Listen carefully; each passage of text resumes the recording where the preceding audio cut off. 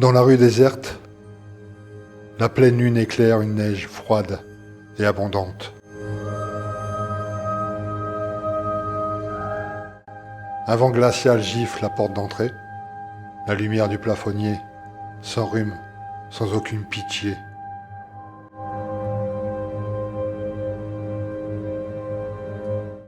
Dans le hall de l'hôpital de Neuilly-sur-Seine, les deux policiers chargés de prendre la plainte d'Amélie soufflent de colère. Ils savent, le violeur est déjà loin.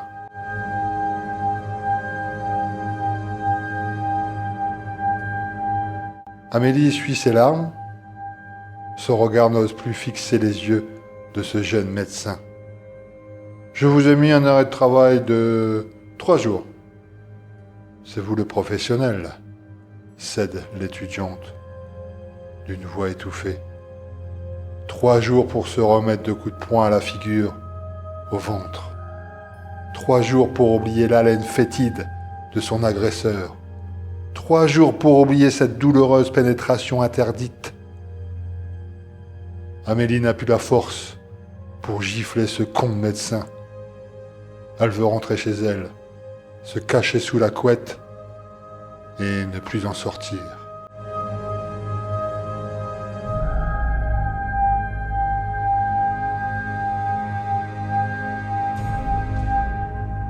La pleine lune éclaire maintenant une Amélie marchant péniblement dans la rue.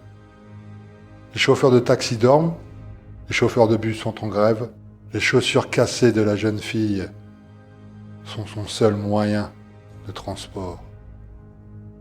Son agresseur, son violeur, est parti avec sa voiture. Amélie rit de cet abus de langage, son violeur, comme si elle possédait la sale brute qui l'a fait souffrir physiquement.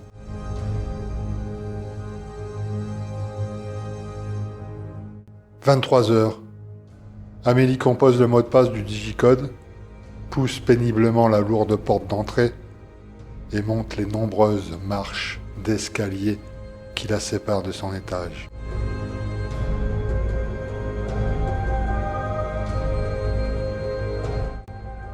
La jeune étudiante en art jette sur le canapé son sac à main, son manteau, son écharpe et pour finir son corps sali.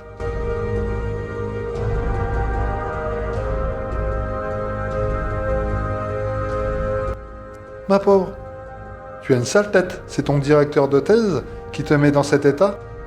Lance sa colocataire en sortant de la salle de bain. Ce n'est pas mon directeur de thèse, répond faiblement Amélie. Tu travailles trop, fais comme moi, va faire la fête.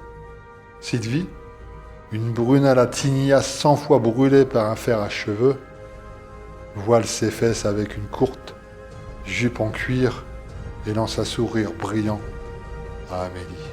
Viens avec moi, on va danser, boire et flirter toute la nuit. Je viens de me faire violer, réplique froidement la jeune étudiante. Mon Dieu, et sais-tu qui a fait ça ? Non. En tout cas, ce n'est pas un mec bien. Sur ces paroles idiotes, Sylvie glisse discrètement 3 préservatifs dans son petit sac. Reste avec moi, supplie Amélie. Sylvie fait mine de rien entendre. Juste pour ce soir, j'ai peur que mon agresseur me retrouve. Des longues larmes se mettent à couler sur son visage fatigué. Sylvie saisit son blouson, sort de l'appartement. T'inquiète ma belle, tu es en sécurité ici. Bisous. La porte se referme dans un lourd silence. Amélie reste plantée là, toute seule, sans personne à qui confier son terrible malheur. Elle décide de se réfugier dans sa chambre et de ne plus en sortir.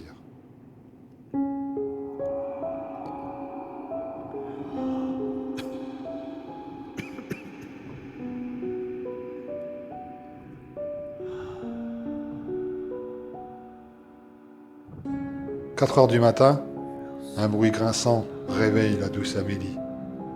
Ce grincement mystérieux provient de la porte d'entrée.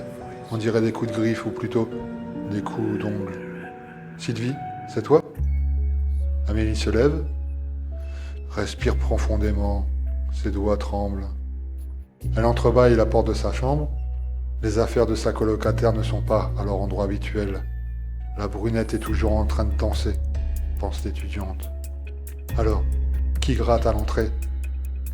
Amélie s'approche, une ombre apparaît au bas de la porte. Les yeux de la jeune femme se gonflent d'horreur. C'est certain, son violeur l'a retrouvée.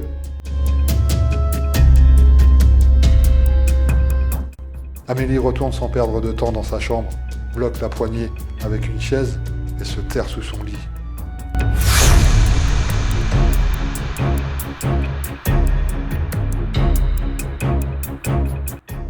Elle essaie de ne pas trembler, elle essaie de ne pas pleurer, elle essaie de ne pas faire de bruit.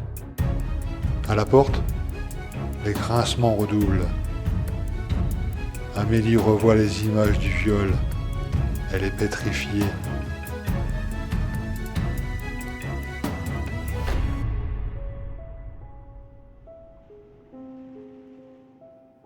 « 7 heures du matin, l'éclairage des voisins tire l'étudiante de sa cachette. Le violeur a dû partir. Dessous la porte d'entrée, l'ombre a disparu, volatilisée. Amélie est rassurée. Elle file sous la douche, prend son petit déjeuner et enfile son blouson pour partir au bureau. Elle déverrouille la serrure, sort et referme derrière elle. En baissant les yeux, elle aperçoit des traces d'ongles ensanglantées. Elle n'avait pas rêvé, quelqu'un était bien là cette nuit.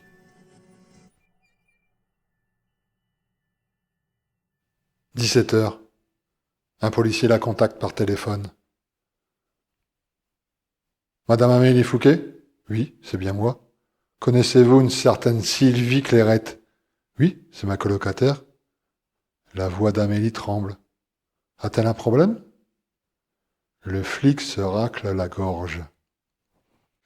Oui, madame, elle a été violentée en bas de votre immeuble par un fou échappé de l'asile. Cela s'est déroulé à 4 heures du matin. Elle a réussi à échapper à son agresseur, mais elle s'est écroulée devant la porte de votre appartement, certainement trop épuisée. Elle a gratté le bas de votre porte toute la nuit. À 7 heures, un voisin l'a retrouvée. Il l'a emmenée à l'hôpital, mais c'était trop tard.